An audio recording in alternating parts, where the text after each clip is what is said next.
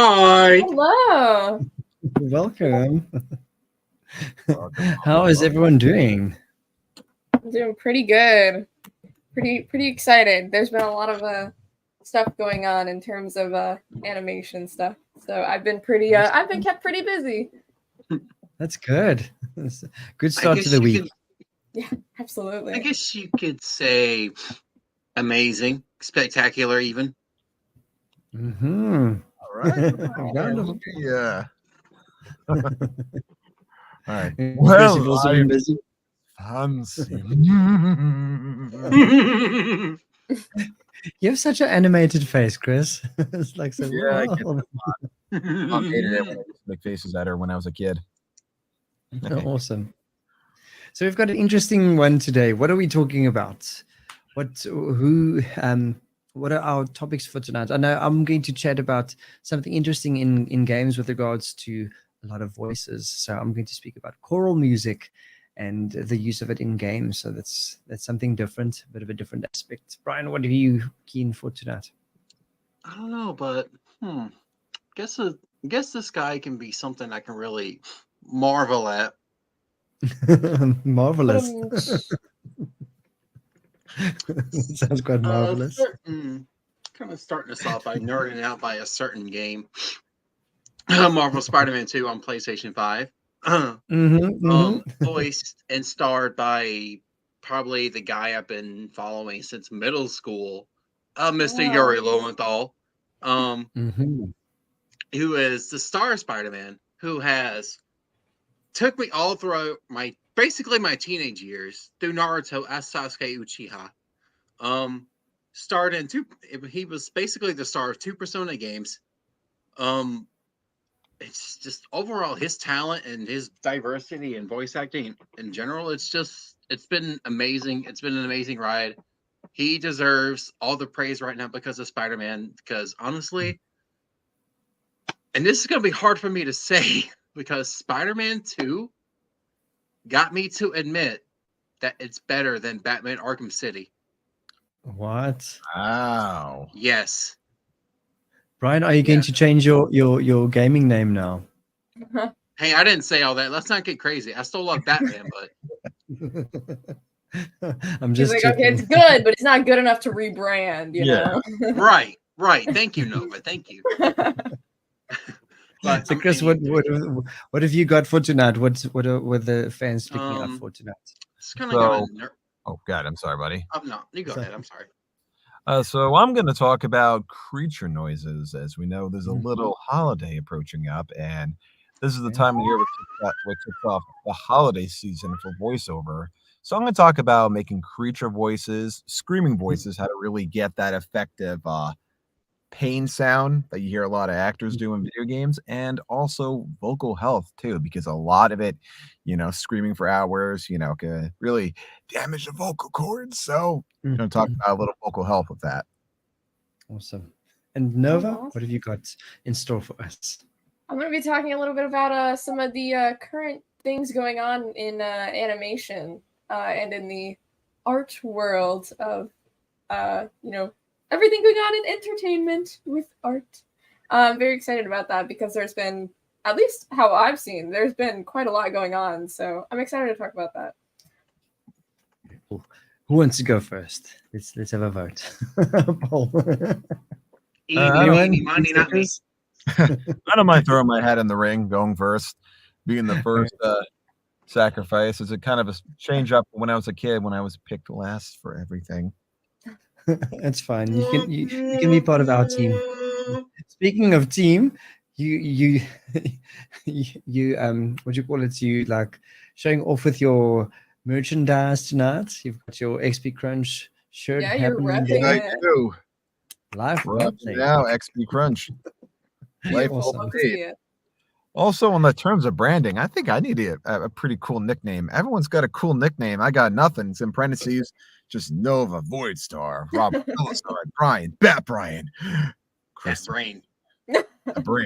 Sorry. You know what? Your surname is actually, it sounds like it could be famous on its own. So even just having your surname. Oh, hang on. I got it. Remember that thing? Remember that little thing in SpongeBob where it's like he's trying to bring about the Krabby Patty? Ta-dilly, ta-dilly, ta-dilly, ta-dilly, ta-dilly, ta-dilly, Let's do ta-dilly, that. ta-dilly. Oh, you know what? I kind of like that, actually, believe it or not. I'll get back to everyone with that. So, I guess without further ado, talk about, making the little creature voices and screaming and whatnot. So, a lot of times, people always ask me, because now is kind of the kickoff for holiday season. That really actually kind of started, believe it or not, in August for voiceover work. But now we're doing a lot of Christmas prepping. I know it's too early to say, and Thanksgiving, holiday shopping.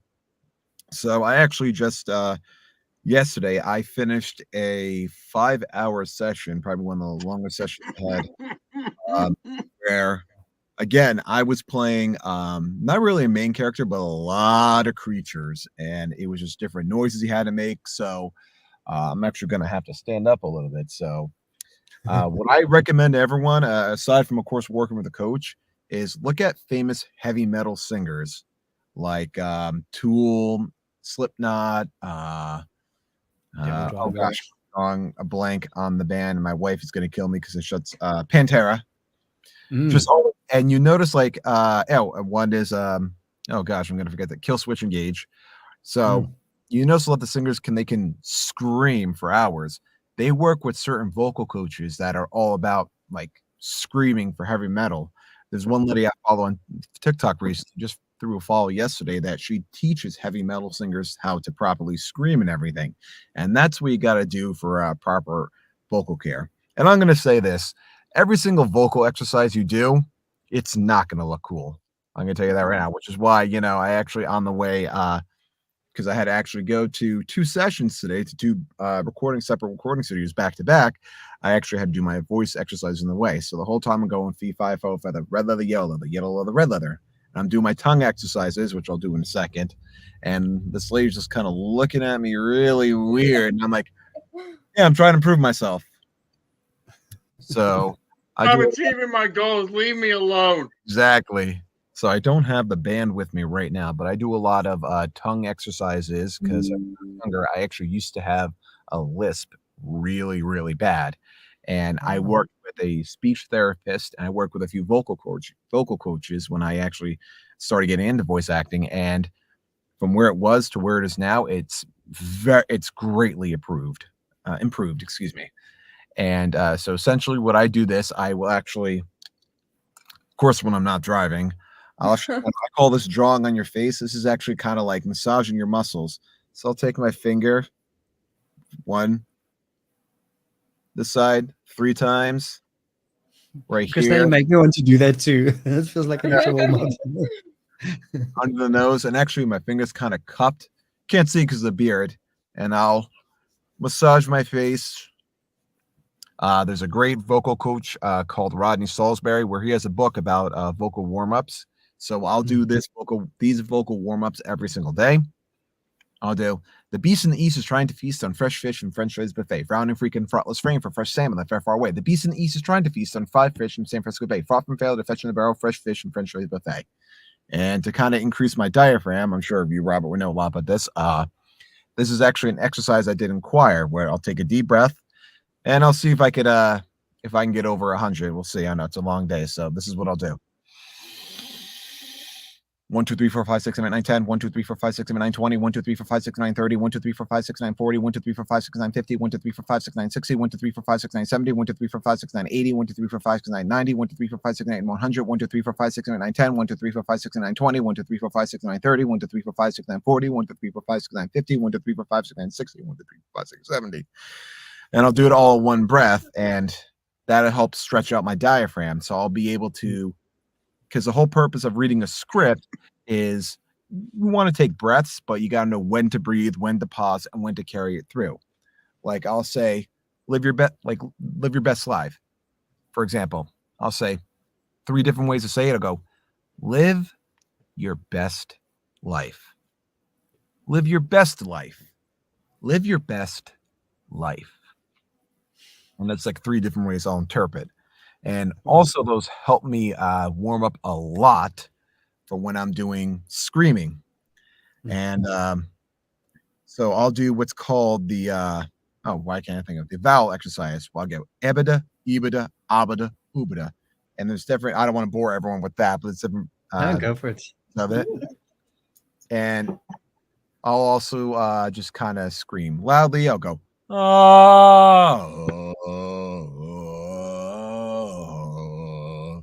kind of. And you notice my head's going up and down. Like I said, I'm very animated. And I'm Italian, so I got to talk with my hands. So I'll do that in my vocal warm-ups. And here's what I'll actually stand up for this one. So today, of course, I asked permission if I am allowed to share this. I essentially had to kind of do like this little, I'm gonna say gremlin. So a little gremlin. So I looked at the character illustration, which is why animation is so important when it comes to voiceover. When it kind of gives me an idea, like here's a rough draft of what the character will look like. All right, so he's hunchback. He's got one eye, so I'm gonna interpret. For some reason, I'm gonna give him like a little lisp because he looks like he's always drunk. So I'm gonna kind of hunch over, and the whole time I'm keeping my face to my mic. Well, not right now because my mic's over here, but I'll be staring at the mic, and I'll go, all right, I got one eye. I'll close it, and I'll kind of take my finger and kind of smush it in my face a little bit, and I go, "Urgh, urgh, urgh."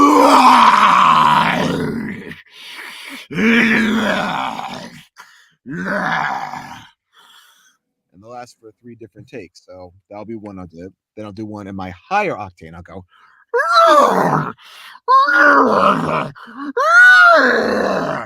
Kind of think I draw inspiration from an elephant and a horse. So I'm kind of like combining them. And the next one I had to do for 5 hours, I had to literally beat the living daylights out of myself. So one of my coaches, Mark Rao, actually taught me this little exercise, as well as several others. It's called the vowel herding. So, I'm sorry, it was actually David Rosenthal who taught me this. So every time I get hit, I'm saying my vowels. So, e, I, oh, and of course I'm animated, and the whole time I'm still facing the microphone. But I'll actually, kind of take my fist and pretend to hit myself in the gut. I'll just pretend to kind of keep hitting myself. For instance, kind of hear a little bit of my voice is getting a little sore after today. So I had to actually laugh maniacally and then get the living crap kicked out of me. So I do this. So basically put my body down. I go.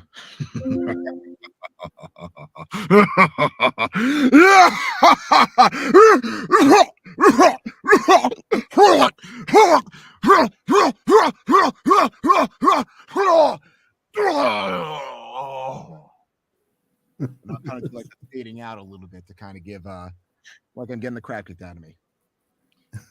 That is Someone's so got to cool. go on the clip compilation. Definitely. Like I said, I'm an animated person, so I put my whole body into it. And that's a lot of things about voiceover is you put even though it's acting with your voice, you're putting your whole body into it. And a lot of times too, I'll ask like, hey, do you have like a musical score from that scene I can listen to? Like what's playing on in this scene right now? Sometimes they'll have it, sometimes they don't. So when they hear it, I'm like, all right, this is kind of setting the scene. What does the character look like? All right, perfect. Listen, what actors would you see play this person? Okay, we'll get different frameworks, and then I'll kind of like combine them, not copy them, because I'm a big fan. Is my other coach, Mark Cashman, taught me this, that when everyone's swigging to the left, you find a way to swig to the right. I know I did it backwards, but I want everyone to pay attention to that. But you have to do it properly. Like everyone's going to read, kind of go in one direction, and you find a way to go properly and correctly in the other direction. And that's going to make the casting directors go, huh, that's interesting, because they're listening to thousands of auditions every single day. And if yours stands out just a little bit, that'll make them go, huh, hang on. It'll make them pay attention, because half the times they may not. Like, all right, that's the same. Oh, that's the same. That's the same. Interesting. So, That is so cool. I'd love to just be like a fly on the wall when you're busy recording. So I think that's so cool just to see the I mean, how much you actually put into it, having the body and mind and sound connection, because it's, even just a little exercise that you do, we do something similar with our singing exercises, especially if you have to sing high notes. You also massage up here and also making sure that the jaw is nice and loose and things like that. So it's also that connection that you make with the body. What would you say, like, okay, after like a hectic day like you had with 5 hours of recording, what do you do to like revitalize, or is there anything that you take, maybe like a special mootie or There is, that you and drink for? I gotta see if I could find it, because I think it actually fell behind my little laptop over here, so I'll have to find it. But it's actually a little vocal throat spray. It was made by the Okay. Bio Peeps. Ann Ganguza is the founder of it. It was actually made or it was actually tailored towards heavy metal singers to make them Yeah. last a little longer. And Okay. I try that, and that works. There's actually, I'll share it in the chat later. There's actually an Chinese herbal tea. I'm gonna mispronounce it and forgive me. I think it's called Neem Pai Popai Kai. It's basically like a mixture of honey, molasses, and a few other herbs, and it's called Hulk juice because Fred Tetzscorer does the voice of Hulk of Marvel, or I believe he still does. I could be wrong. He actually uses it because he does a lot of screaming as the Hulk. So I put about a tablespoon of that into my, or excuse me, teaspoon. I don't need that much sugar. Into my honey, into my tea, and it's usually a decaffeinated tea I drink. Okay. And a trick for the booth is always eat a green apple. That kind of takes the like the little bit of the moisture out of your mouth. I don't know the science behind that. I just do it and it works. I'm sure there is like a science for that. I'll have to get back to everyone about that, but that seems to work. So, and I try to do as much vocal rest as possible. Not even whispering. Whispering will actually do more damage than talking. Yeah. So I see you shaking your head like, yeah. It's amazing how like singing and voice acting, like all like they're basically, I don't want to say the same thing, but a lot of the exercises and a lot of the safety and precaution and health tricks they tell you for one thing bleeds into the other. That's why everything's rated. That's why I listen to the musical score when I'm recording. I'll look at the artwork. I'll say, all right, what actor you play? Who would you imagine play a real life version of this? Okay, let me see how I can get it. Yeah. And then give and try it. And I always it was actually there's a quote by Jack Nicholson. Go with your gut. If you're recording a scene or recording a line, go with your gut how you interpret it. If they don't like it, take two. Yeah, I definitely also agree with the whispering thing, because when we sing, if you think of an artist like Billie Eilish, and people often imitate, especially the young kids when they want to sing. Everyone wants to sing Billie Eilish. Then they sing with this breathy tone, and it's almost like, I would say it's the noise to sound ratio. If you have more in the voice instead of having type of sound, it means that you're actually putting more air through your vocal cords, and it causes more friction. And I do find that speaking, if you talk more than singing, I mean, I think a person can last longer with singing than you do with talking. I think talking actually takes a lot of strain on the voice compared to singing, though. So it's actually so cool to hear, also from another a voice person also that's not specifically on singing, but also that you have to do specific exercises and things to warm up, and also make sure that you treat your craft, you're taking it seriously. So that's really cool. I often I like trying out people's ideas and things like it, especially with warm-ups. Like if a person, it's like when we speak normally, we don't warm up necessarily. Like if someone had to sing happy birthday, they don't warm up.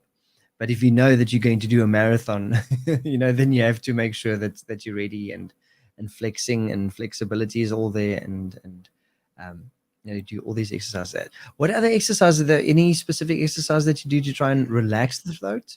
I'm just like keen to find out maybe if it's similar to singing also. Yeah, actually, there's one I do. There's the You've got it. There's the 1, 1, 2, 1, 1, 2, 3, 2, 1, and the do re mi. Yeah. And there's one I called I guess it's sort of like, I wouldn't say chanting, but humming, where I'll just go.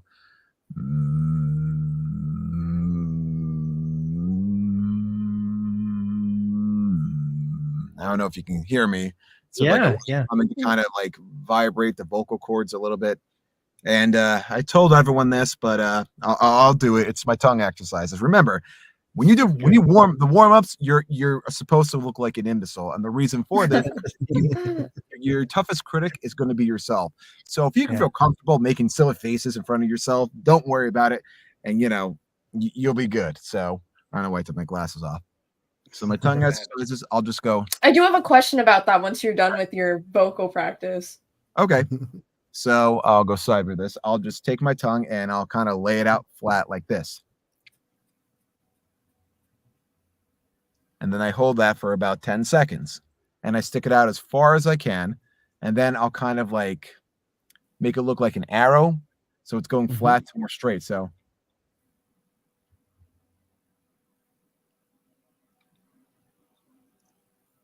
And I'll stick it out as far as I can. That actually kind of strengthens the tongue a little bit. It stretches out because, it's much like you're running a marathon. You want to stretch. Your tongue is extremely important when it comes to voiceover. And then there's the tongue twisters, which are one of my favorite is a big black bug bit a big black bear and the big black bear bled blood. And then there's hang on. Hold on. There's one similar to that I did for Driving Miss Daisy. It was the blue. Hang on. What was it? I can't remember it now, but one of them was 2 Teamsters tried to steal 22 keys. I've heard of that one, yeah. And then I forgot also the cork. Wait, hang on. I think I remember now. One crap. I cannot remember now. Crap. I thought I remembered it, but I didn't. But it was the beetle one. It was one beetle bled black blood, but the other black beetle bled blue. Something like that. Heard that one too. And almost forgot one important exercise is the cork exercise. Being Italian, I have a couple of wine bottles lying around, so I'll just take a cork, clean it off, and I'll kind of bite on it, and I'll say my vowels. I'll say A, E, I, O, U, and then I'll do my warm-ups while having the cork in the mouth. That helps, again, with articulation. So Nova, I know you had a question. Sorry, I could talk forever. No, you're all good. I'm loving the conversation. I just wanted to ask, for people who are like, who want to get into like voice acting but are like super shy, do you feel like a good piece of advice for them like would be to get comfortable with doing voice exercises to like be able to get out of their shell and be comfortable doing that, especially in scenarios when like you're in a studio with other people? Do you feel like that would be like they would need to sort of like come out of their shell more and be more comfortable with being sort of eccentric when doing their voice acting? Absolutely. So here are the 4 things I recommend for doing to kind of get stepping your way into voice acting. You don't have to do the number 3 and number 4, but I do it because I'm weird. So the first one is do those warm-ups in front of the mirror. Your toughest critic is going to be yourself. Now, number 2, your second toughest critic is going to be kids. Go to your local library, read for kids. If there's a voice that you're trying to practice at, if it works, the kids will believe you. If it doesn't, damn well kids are going to call you out on it. So, number 3 is play D&D. Become a dungeon master. Try out different exercises, voices when you're voicing the characters. If you're finding something campaign, or give your character, if you're not DMing, a nice voice. 4th one is LARP, live action role playing, or any improv theater. I remember. Yeah, I've actually been LARPing for over 20 years, and that actually helped me become like such a social kid. It helped me branch out, and I tried out different, acting mannerisms, different voices, and that kind of helped me mold into the person I am right now. So like I said, number 3 and number 4 are a little odd, so you don't have to do them, but you know what? I find them a lot of fun, and they help me out.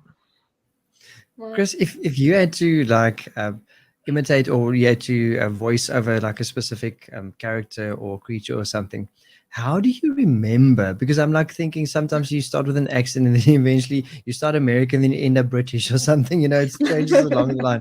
How do you keep that train of thought to remind yourself? Okay, what did it sound like? What did it feel like? So sometimes, if allowed, I'll bring my phone in there. If not, I actually have a little microphone on my phone that I bring in with me that can record up to, I think, almost a mile away. Okay. And I'll bring it in with me, and then I'll press record on my phone, and then it'll hear the voices I'm trying out. And I always record my files, and I'll label them. All right, voices tried this, this, and this, and I'll break it down. It's a lot of work that I do, but I have the memory like a goldfish. So I'll forget, what accents I give and everything. And I'll also pay attention to the casting director, to the person that's paying me for the session, or my customer, or my audience. What feedback am I getting from the voices? Which one do they like? And which one to me felt the most in character, that feels like, you know what? I feel that person would talk like this. Okay. But let me give it another voice as well. That's so cool. That was very interesting. I feel like I can speak to you the whole hour. That's like really amazing. I really enjoyed I it. just wanted to jump in and comment. I think it's really interesting that sort of like all four of us can kind of share sort of like that like mutual sort of experience. Because like Chris with your voice acting experience, and then Tal with your singing and stuff and your music, and then Brian and me who I've formerly done theater. I don't do it as much anymore. But Brian currently being in theater, I used to do stuff like that as well. So all of us sort of have that shared experience of doing stuff like this. Yeah, that's why the music and especially theater plays such a big part into acting and voice acting, because you get the best feedback from the audience. Mm-hmm. Absolutely, that's amazing. All right. Never, do you want to jump into your topic with your with your topic? Sorry. Sure, I'm happy to. So my topic that I wanted to bring up was just a little bit of bringing up some current things going on with arts and animation, and sort of kind of jumping off of like what Chris was talking about with the whole voice acting thing. A lot of people have been talking about this new animated series created by Glitch Productions and Gooseworks on YouTube called The Amazing Digital Circus. And I just want to say, before I get into that, props to the voice actors in that, because watching it, I am, not only astonished with the entire project itself, but with the voice acting as well. It was a lot more surprising to me than I thought it would be. I'd seen the trailers and some of the clips of like the Meet the Character videos that they had created before, but it was just like so. It was very well put together for a group that just that posts their animations on YouTube. And they've produced other stuff before, such as like Murder Drones is another popular web series that they've created. So they're quite familiar with having a fan base flock to them. But recently, the animated series, or the pilot at least, for the Amazing Digital Circus dropped on the 13th. And ever since its release, people have been flocking to it. Lots and lots of people have been praising it for how amazing the character design is, how amazing the sound design is, like the music composition, how good the voice acting is, how much they like the general premise of it, like its plot, and how much they like the characters. I have been following it sort of for, I think, a couple months now. I had seen the a video they had posted about the Amazing Digital Circus. I think it was their Meet the Characters video or something of the sort. But it's a short little pilot, 25 minutes. It's not too short, but it's a generally like a normal amount for like one singular episode. But they released this, and I I loved the character design was the first thing that drew me in, first of all. Second of all, the colors. And 3, the general premise of it, the kind of vibe that it gave off sort of reminded me of a lot of the other things that I'm into. And I think that's something that drew in a lot of other people, because I have to ask, where did all of this attention come from? I know that Glitch Productions and Gooseworks are pretty popular. They're well known, like I mentioned, for their previous series, Murder Drones, and a bunch of other stuff that they've done. But the overwhelming support, which is amazing, by the way, the overwhelming support has flooded them, and it's taken over a lot of my timeline on social media. So it's inescapable for me at this point. But if I hadn't already known about it, I would definitely have been. I would definitely have been seeing stuff and been like, oh, I'm definitely going to have to check this out. But it follows a general, a smallish type of group of characters, quirky little character designs, stuck in a digital world, and there's no way out. And the general premise sounds pretty interesting, but the way they go about like presenting this is quite fun and quite intriguing. And I want you all to take a look at the trailer right here.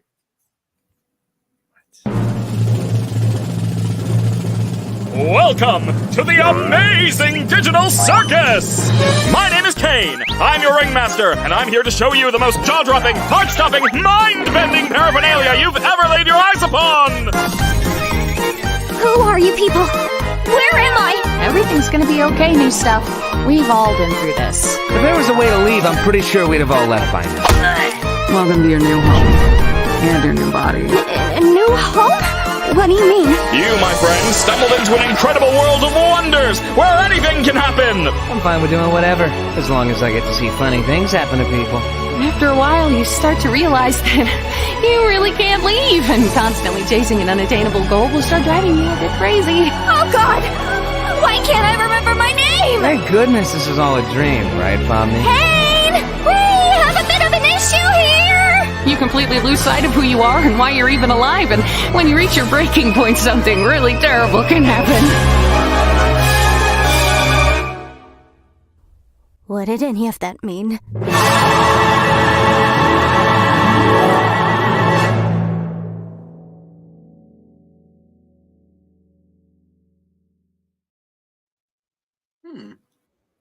I'm in totally watch that. love with the character designs and the colors and the general premise. And like I mentioned, the voice acting. I don't know what your guys' thoughts on that were, but I think my favorite from in the trailer, of course, that we've heard is the main character, Pomni. I love the way that they've conveyed her character. The way, like, I don't know, something about like her voice just fits the character so well. I love it. But a lot of people have been talking about the Amazing Digital Circus, and one of the things that has been a common topic recently when talking about this new pilot is the fact that so many people have flocked over to it. It's amassed, let me see, it's at 6.7 on the trailer, 6.7 million on the trailer, and 27 million on the pilot. And it's only been out since the 13th. Many people have been talking about it, raving about it. I've noticed mostly overwhelming support, which is great. It's wonderful. I love seeing that for, animation projects. I've heard a lot of people sort of going, it happens with any sort of project, but a lot of people have been sort of going back and forth, though, with their thoughts on the Amazing Digital Circus. Either, some people are saying, they don't like it, or some people saying that they think it's like the best thing in the world. Some people treating it like it's like the worst thing that they've seen. But I sort of have a question for you guys, like your opinions. And you don't have to have seen it to sort of answer. But my question is sort of, do you think that an audience is able to make a proper like judgment on a show or a series or a cast of characters as a whole, even with only just like a pilot released or a short amount or small amount of official content. Because in my opinion, I see, I can kind of see from both sides. Some make the argument that it might be like, riding off of current trends and trying to ride that wave of like popular, what's trending right now, sort of with the whole, it's a slightly unsettling or like adultish type plot with like a peppy, upbeat, childlike appearance, or maybe just making use of certain character tropes, because I know a lot of people have been debating the character Jax, the purple bunny character. But some people are saying that it's really amazing. It's like the best thing that they've seen this year in terms of, like self-produced like animation. I can see some sides of both. But personally, I feel like a lot of people are sort of jumping to a specific side because they're very quick to think trendy equals good or trendy equals bad.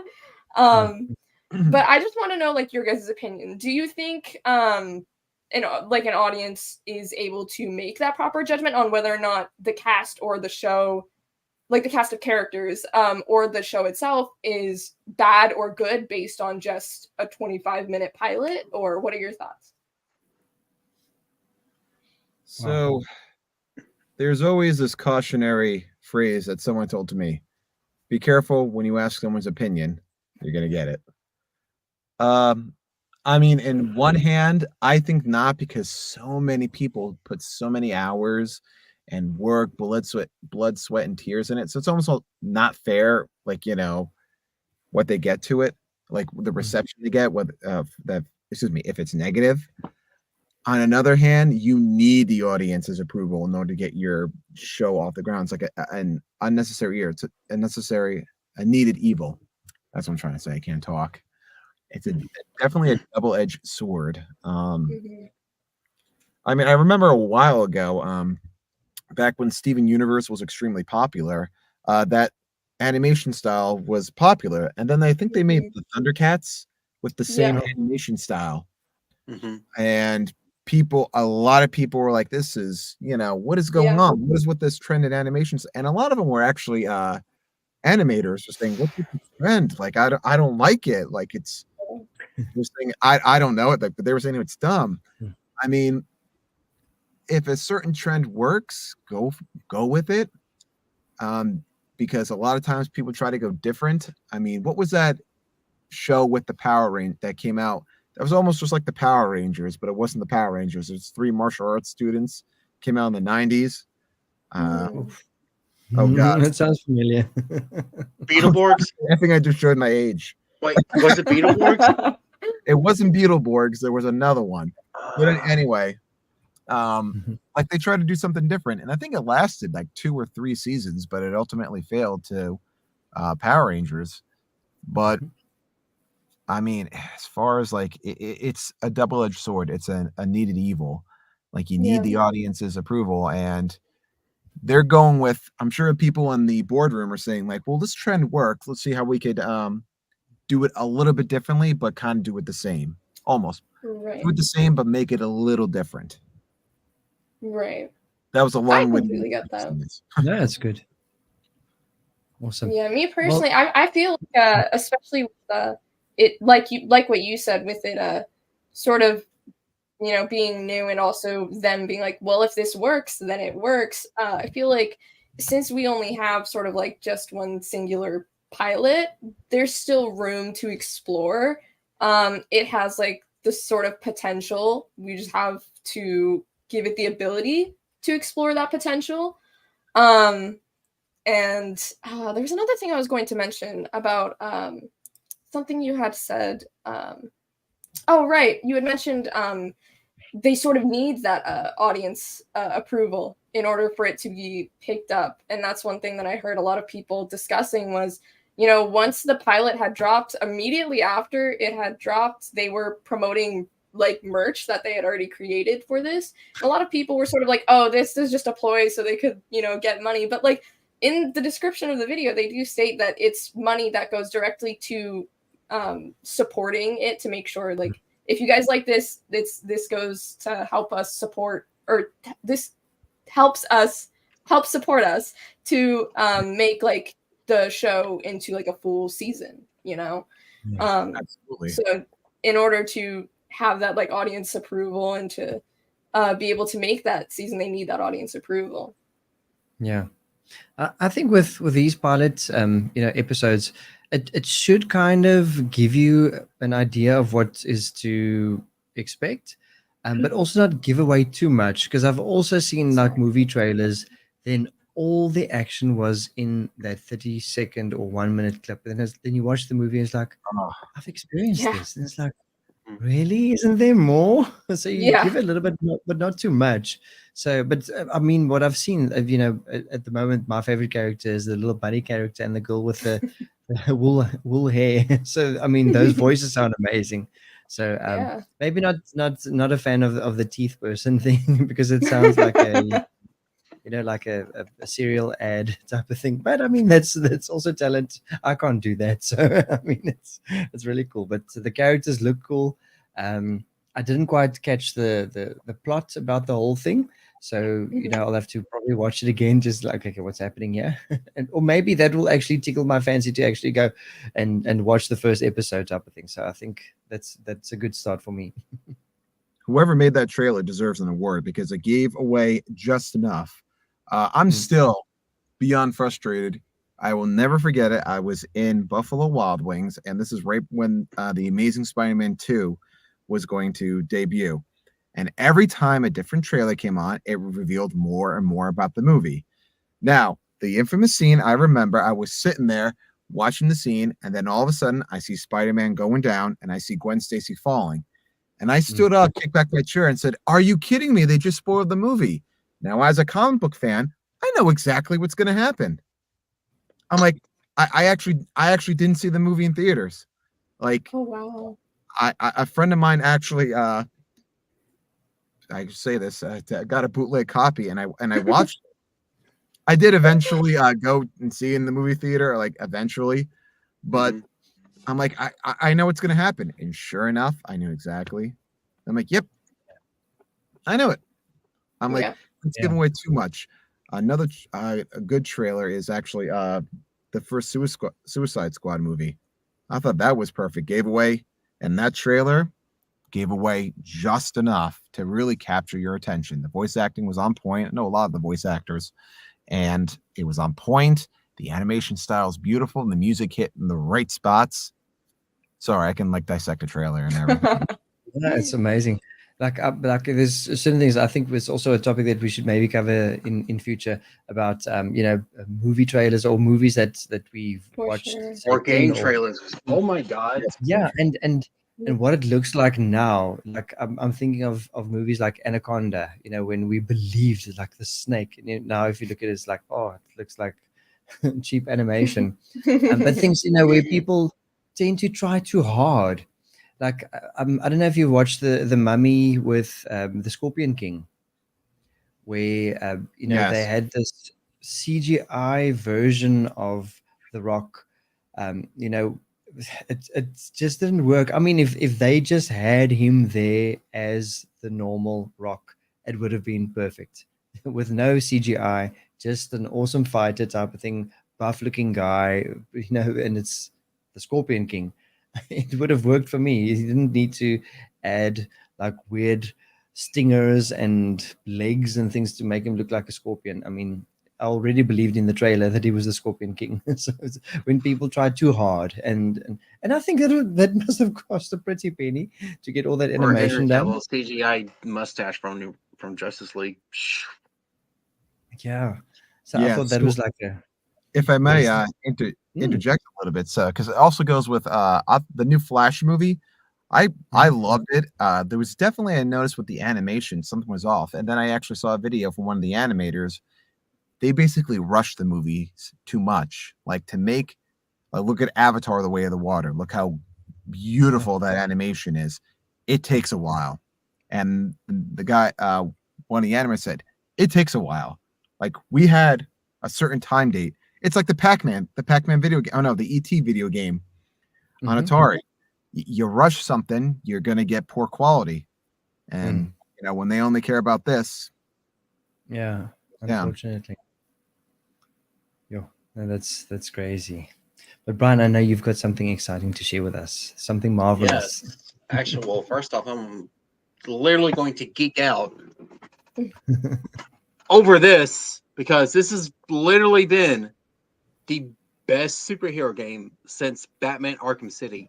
This game got me to admit that it's better than Arkham City. This game is better than Arkham City, and that is hard for my Batman pride to say because I'm sorry, but Spider-Man 2 has just been nothing short of a masterpiece. Like, it is tied with Final Fantasy 16 as my game of the year. And I loved 16. I love the storytelling. I love the writing, the voice acting. Ben Starr, I fantasize about him every day. Don't tell anyone I said that. Clip.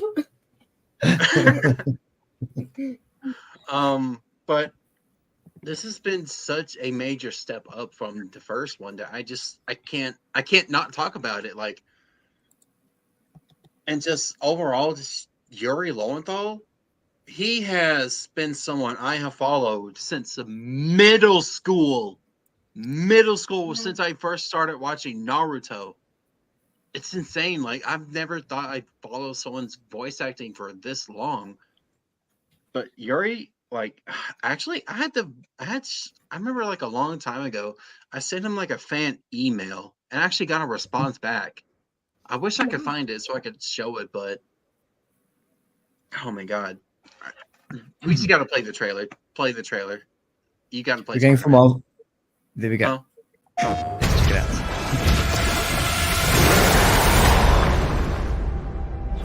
We have to talk. This is something else. I need your help. Are you sure this isn't something you can handle yourself?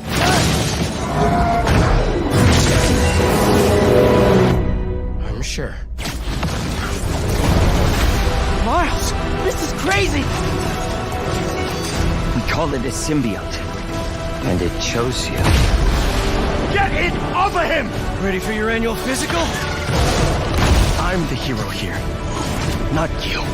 The hell's going on with Pete? You're not yourself. You want to join us? He's here.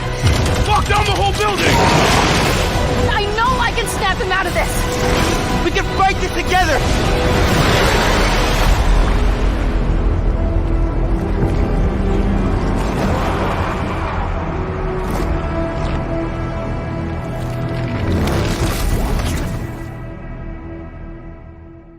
PlayStation.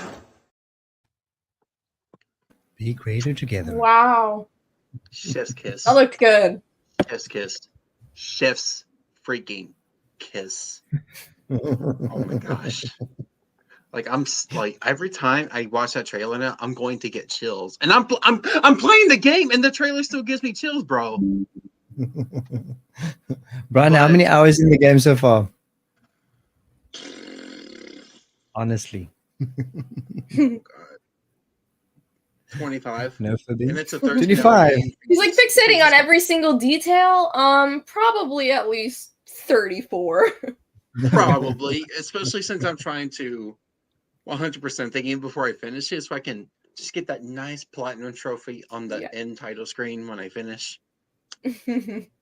just it's just gonna be the caveat. It's just gonna be the icing on the Marvel cake, for me at least.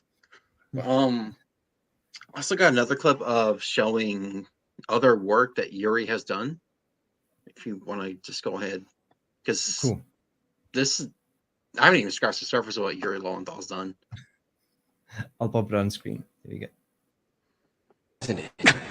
You get to hide in the shadows while others take all the blame for doing your dirty work. You're just an arrogant coward. That's your true nature, the real you. My mother sacrificed herself to seal the gates for all eternity! There's no way you can win now! You're defeated! It's over! Tifa, my love, my light? Who are you and how do you know her? No, shut up. I don't care. Tifa's here? Why? Tell me why! Brother, I do not travel with companions to cover my own weakness. Their presence gives me strength. They encourage and support me. I'm a sort of doctor here in Ikebukuro. My work is unlicensed and under the radar. I treat people who have been hit with stuff they don't want the cops to know about. I also perform plastic surgery for those in need of a new face. Whatever. Stewing over it ain't gonna help. I should sleep. But my brain wouldn't shut up. Thoughts just kept coming, and I didn't get much rest. Now that I think about it, when the killer failed with Yukiko, they moved to Kanji instead of trying again. Maybe this being on TV thing is some stupid rule that the killer's following. Wow. I'm impressed you can easily let loose with a line like that. If we do, I'll protect you. How was my impression of you? That doesn't matter right now. We have to keep going, so let's go. Nyx is the mother of shadows. In ancient times, she bestowed death to this world. If she is awakened, darkness will once again cover the land and all life will vanish. No one can escape time. It delivers us all to the same end. You can't plug your ears and cover your eyes. Honestly, we shouldn't be wasting time on trivial arguments. I think we're both better than that. That's good, because I kind of want to keep all these demons out of that hospital up ahead.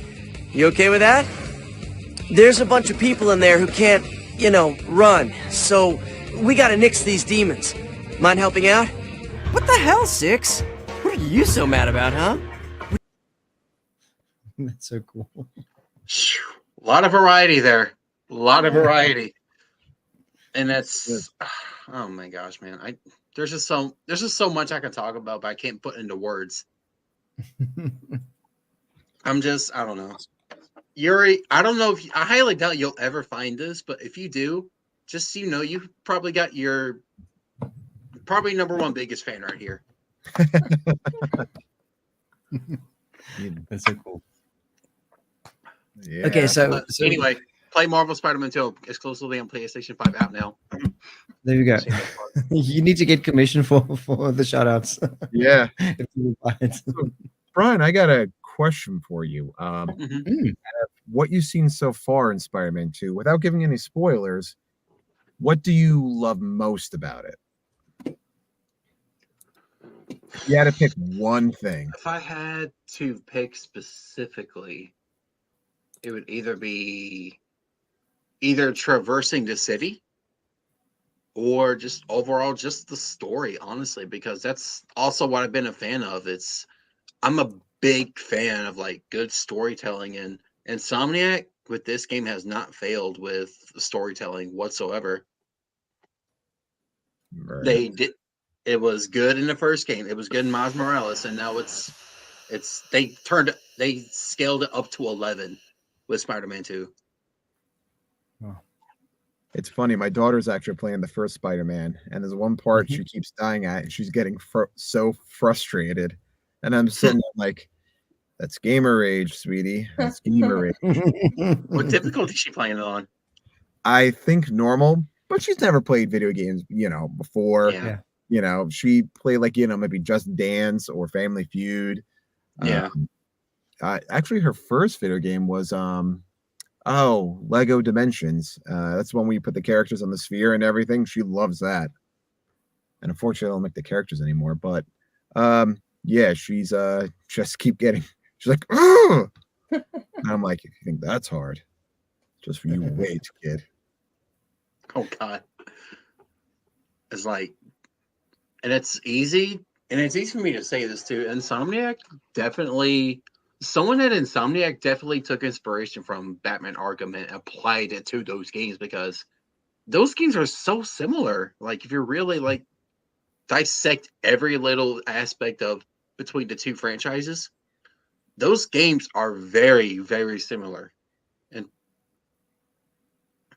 I don't know, like it's probably the reason I love Spider-Man so much is because of Arkham. That's really cool. Nice. Okay, so I'm going to squeeze in a few clips quickly with regards to my topic. I have this fascination with voices. So if you think of epic scenes in movies and in games, often find it's like either like male voices or combined voices, male female, or especially if it's like an eerie movie when you have clashing chords and things like that. So I've got 3 clips that I quickly want to jump in. And one of it, if there's a small part that you hear the vocals there from God of War Ragnarok. And here's a little trailer. See this one over here.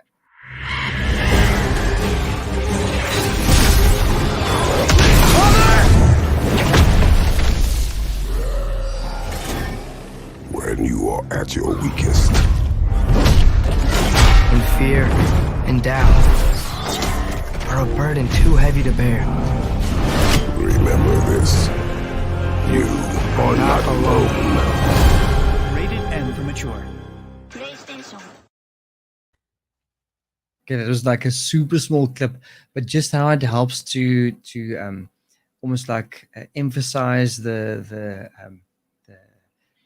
epicness. You get the little stabs in the music, and then you get the vocals adding to it. But this one specifically in Fall of the Lich King from World of Warcraft, I think this one is going to explain this one properly.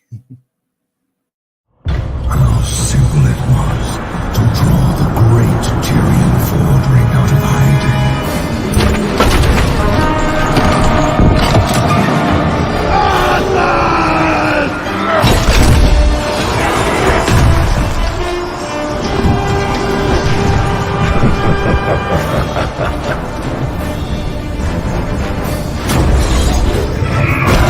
Very well. Your first test awaits you. This is the beginning and the end.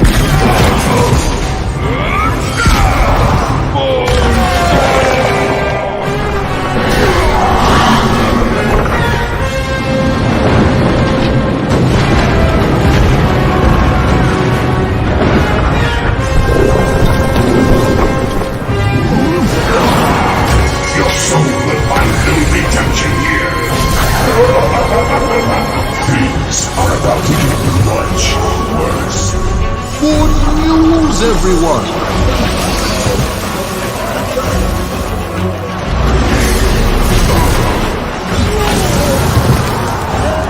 Where is your light now, Crusaders?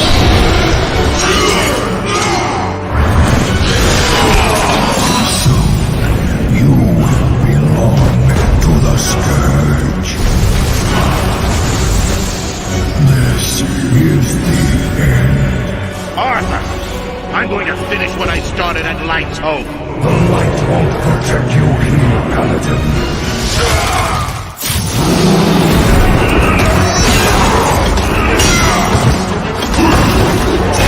There is no light, only darkness.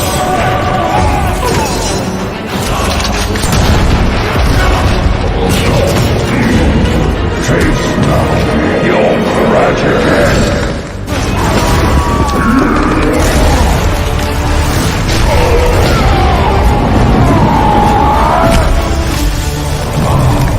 Before your king.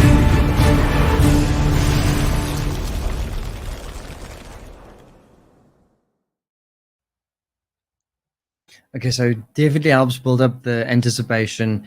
And one thing that I've noticed, especially in World of Warcraft, every time you see the human race appear on a trailer, then you always hear the vocal chorus come in, and you hear the sopranos with a almost like the little like the high pitch voices.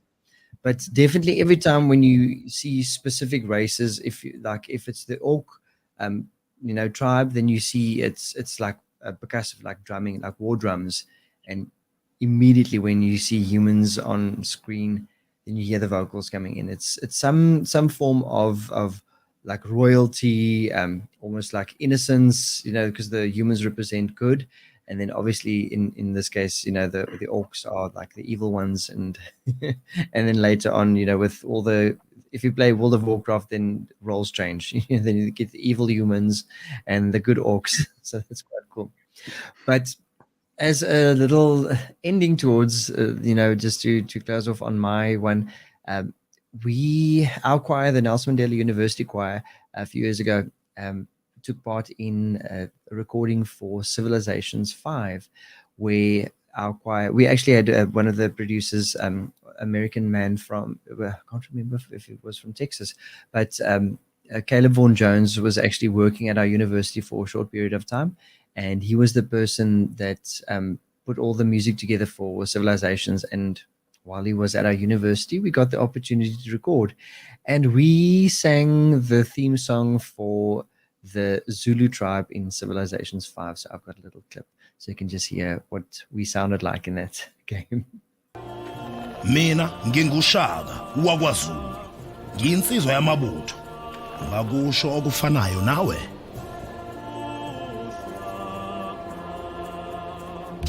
Qhubeka ngempela.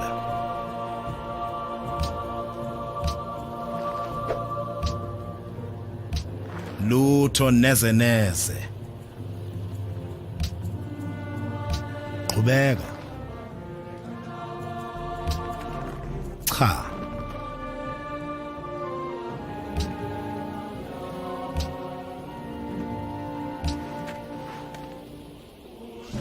Ukuziphakamisa kwakho kuzokwenza wehlulwe.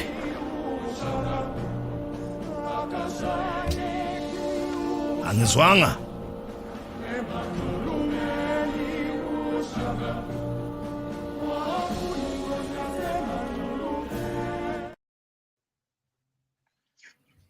How cool was that? I think the Zulu language actually just drew a bit more attention than the choir did in the background at the moment.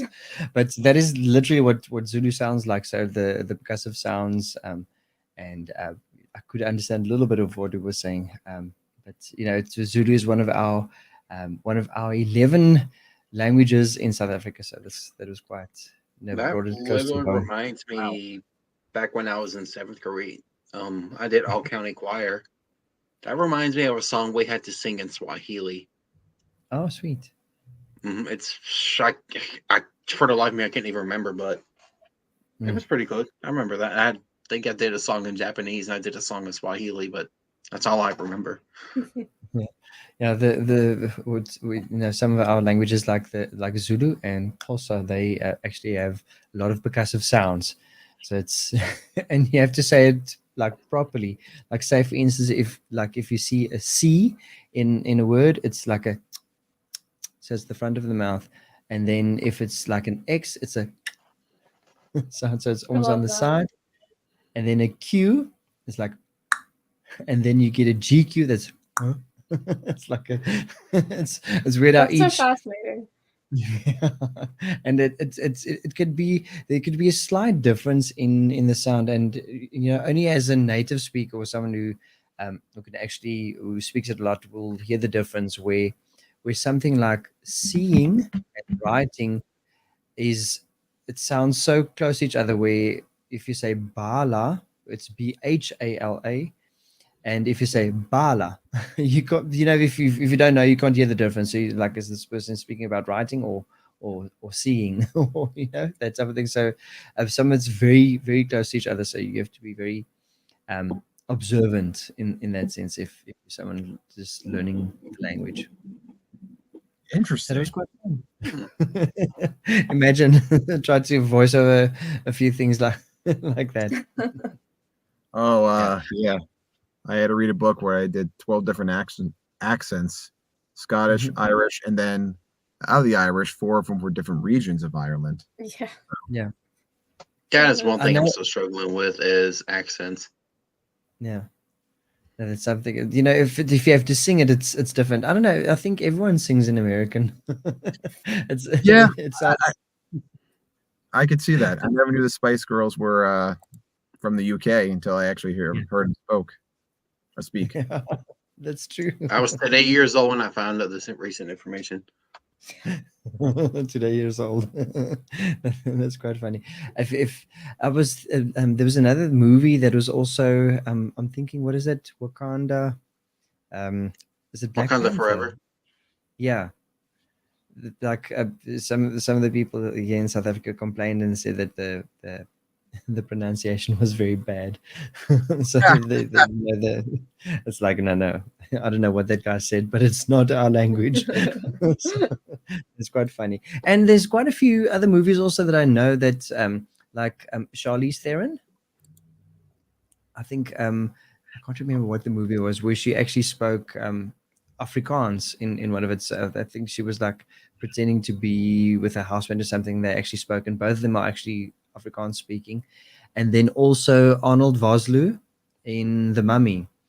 They're also like, I don't know if they made up the language, but there was also like one word that also said that it was in Afrikaans. You say the word ek, it's actually me. It's if you say ek, ek, and he used it in the Mummy also, and he mentioned it in the interview. So it's quite cool when you hear other people or international movies and people speak your language. Interesting. I think in one of the more like newer Spider-Man movies with what's his name? Tom Holland. Yeah, Tom Holland. One of the newer ones, his friend in the movie is, I think, Filipino or something like that. And there's a scene where like I think his mother or his Lola or something is like they're in the room and she starts speaking in Filipino, and I started laughing so hard. But it is definitely a pleasant surprise to hear people speaking a language that you know. All right, so we've gone over our hour, and it was really amazing. Thanks again, Chris, Brian, Nova. It's always good to chat. all of you. And that was really cool, and I can actually have a after show chat with you about vocals again. So, but it's always fun when people can relate to your thing also with your craft. And but we'll definitely see you soon. So check us out at xpcrunch.com and see when we are live again. Join our Discord. I was about to say, drop Discord. Yes. At XP Crunch.